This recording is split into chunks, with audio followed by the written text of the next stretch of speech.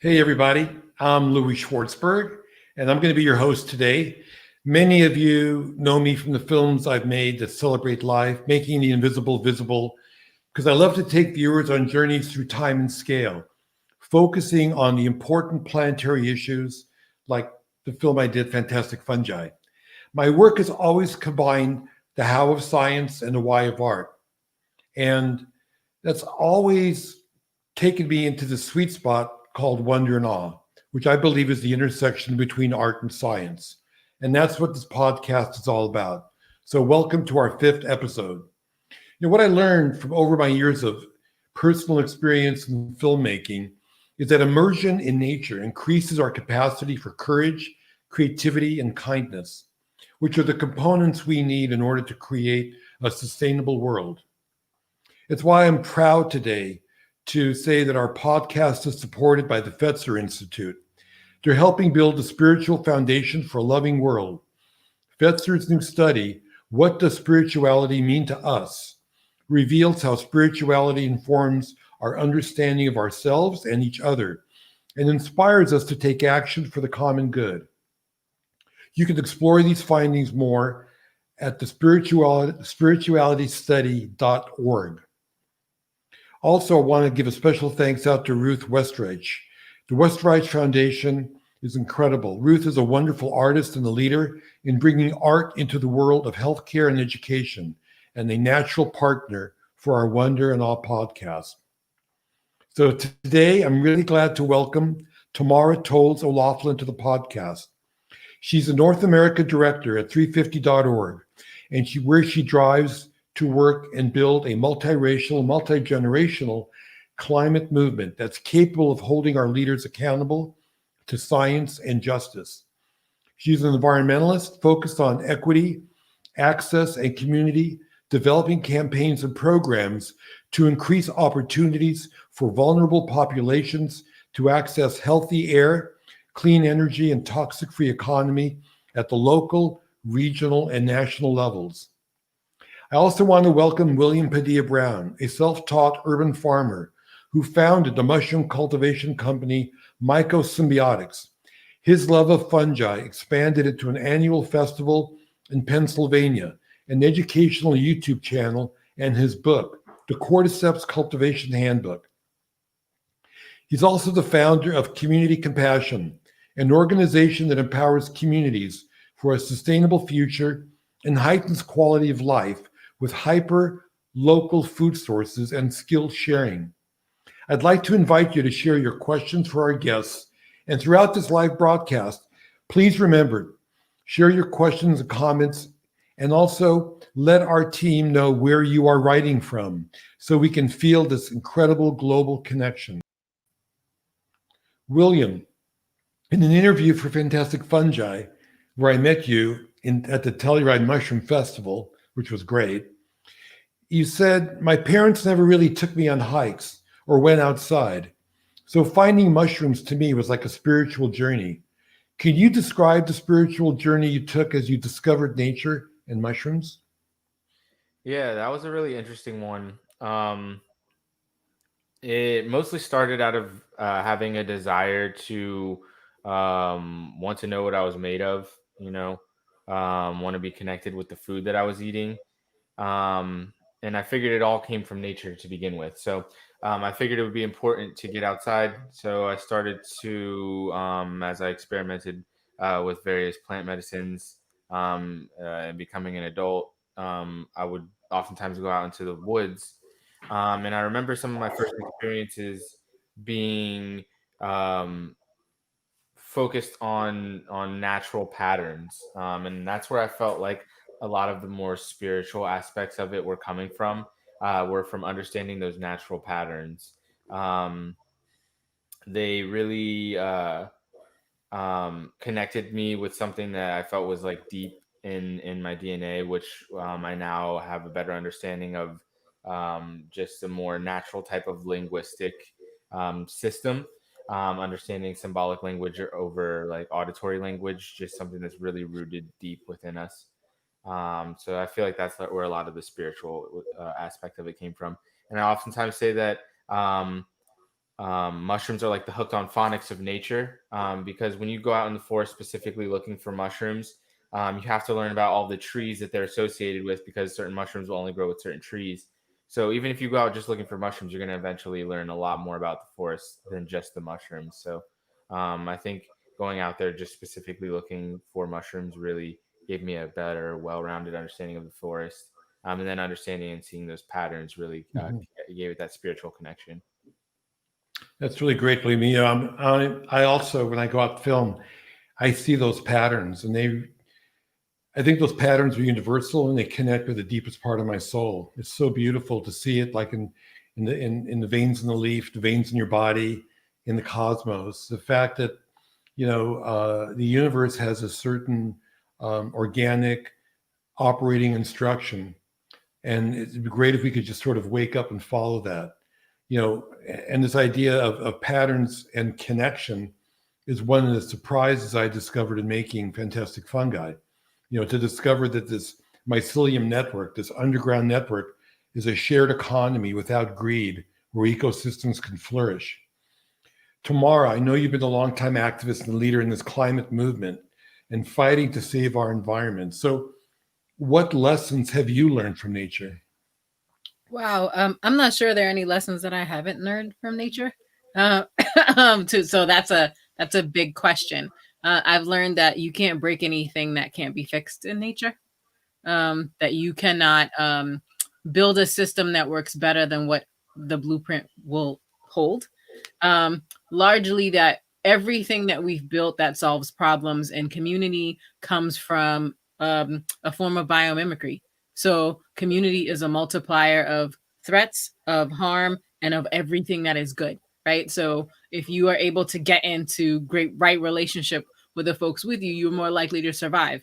One example of that is that if you're in an extreme climate event, a fire, a flood, or even some basic neighborhood issue, you're more likely to survive if you're friends with your neighbor, because they will help you. They will tell you something is happening. They will plan with you to get out of it. And that is a thing that comes from the communal and collective nature that we have inside of us. It's just another example of how that blueprint is playing out. So for me, the best solutions come from working together, and that collectiveness is a form of nature.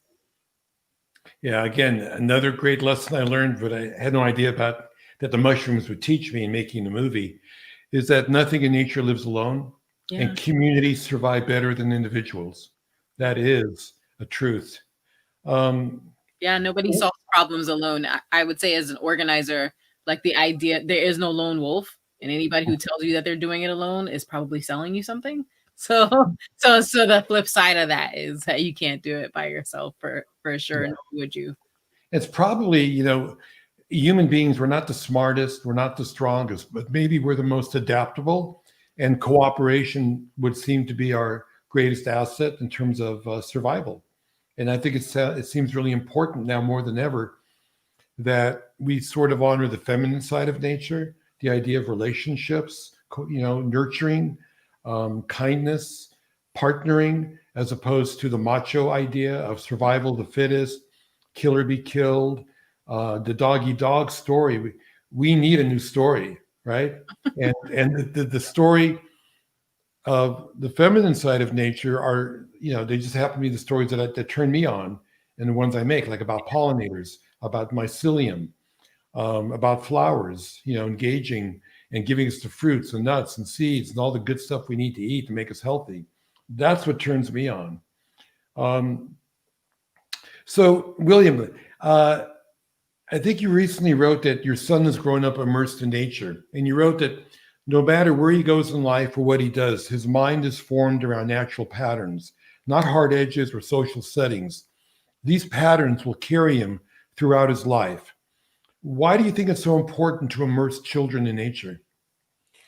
Well, being a being that was evolved from this natural world, I think it's really important for our mental health, and for our understanding of the way the world works, to grow up in a natural setting.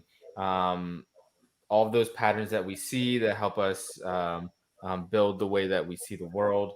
I think it's incredibly important for the young mind to have that. So they have a better understanding when they go into these social settings or these man-made systems of what a healthy system actually looks like to begin with. And I think those children that can not only understand what a healthy forest system looks like, but what an unhealthy forest system looks like, will be also at even more of an advantage.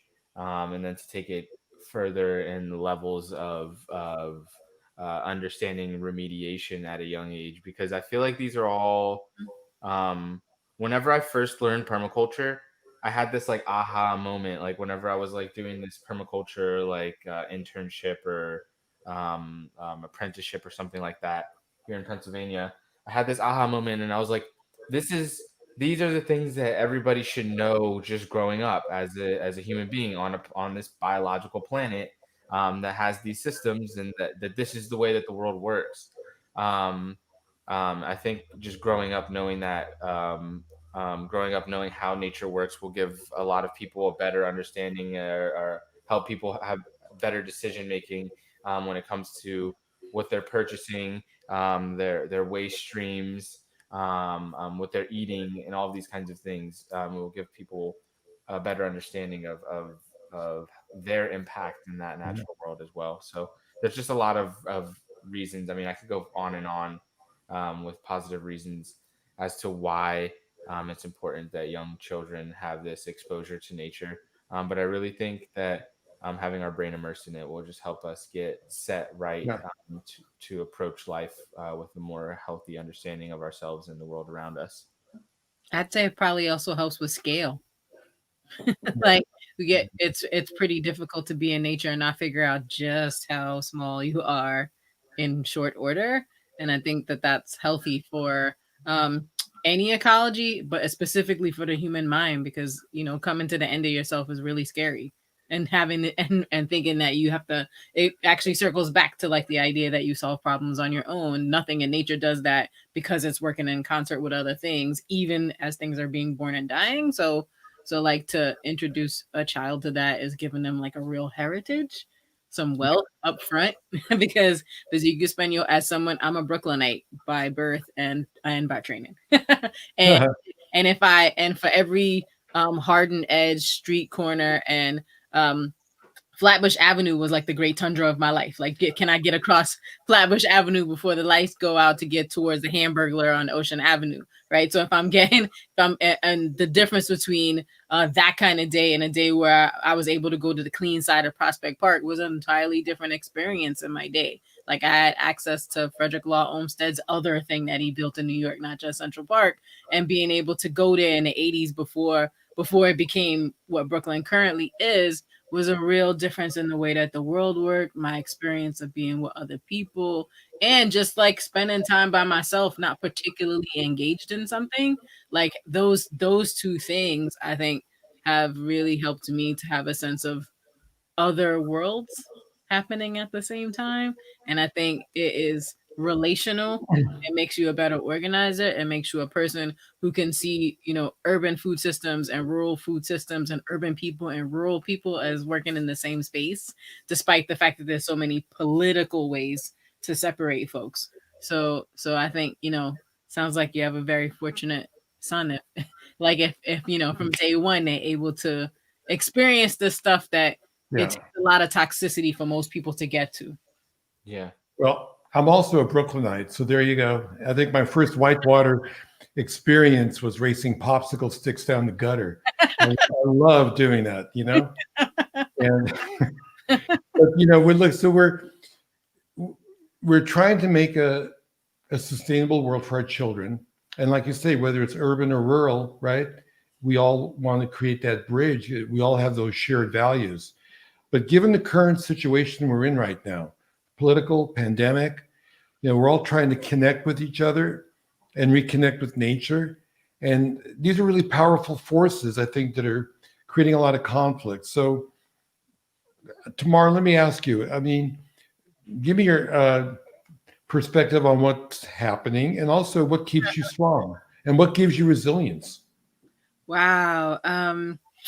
Let's see. The seasons give me resilience, so I'm a little low on it given how closely they're all coming together in this moment.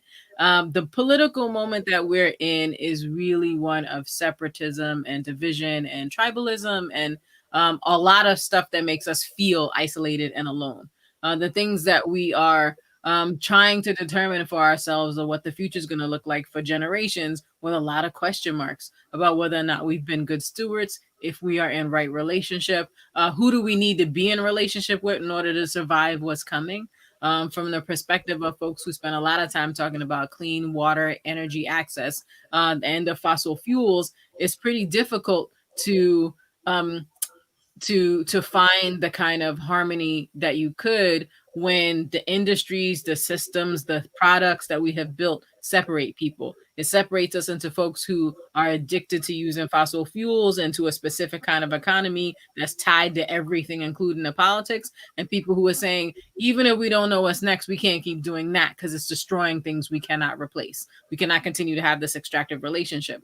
And a part of my work is bringing together those folks because in this moment, like the end game is not dying on a fiery gas ball, which means the ecology has to work. People on the planet have to be in a right relationship. And ultimately, if I am successful, if the other folks who care about this work are successful, if the communities that we operate in are successful, even the people who hate me will survive, right? So I think there's a real beauty in recognizing that we're literally in this together. And despite what 70 million people are thinking and 74 million other people are thinking, if those two ideas are in contravention, we still exist in the same place and have to come to some sort of conclusion about what the future is going to look like. And it can't be one based on suppression, subjugation, or a dominance from one group or the other. So it turns out that what's old is new.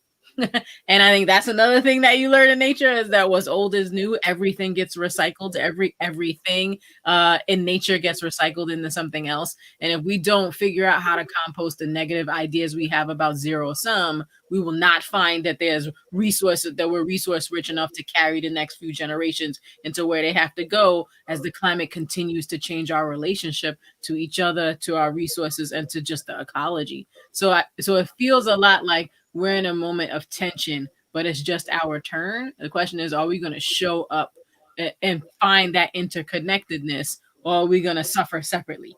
So the politics themselves are pretty scary. People's concerns are rooted in whether they think they're going to survive and what they've chosen to try to get through it. But I think if we start to talk about what people are afraid of, things start to look a little more human.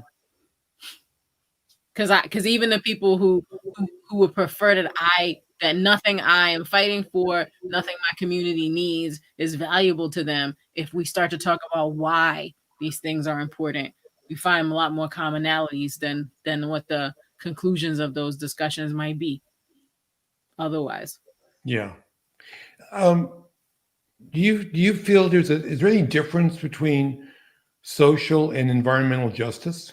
Oh my God, no. So I love when people I think that the human mind can be very finite, can be very focused on things that helps us solve problems. But I think the idea that any of these pieces of work are separate is a fiction that we tell ourselves so that we don't feel overwhelmed by how much bigger it is than any one of us. So in my work, I often tell people that climate justice, environmental justice is a leaf on the tree on the branch of social justice work.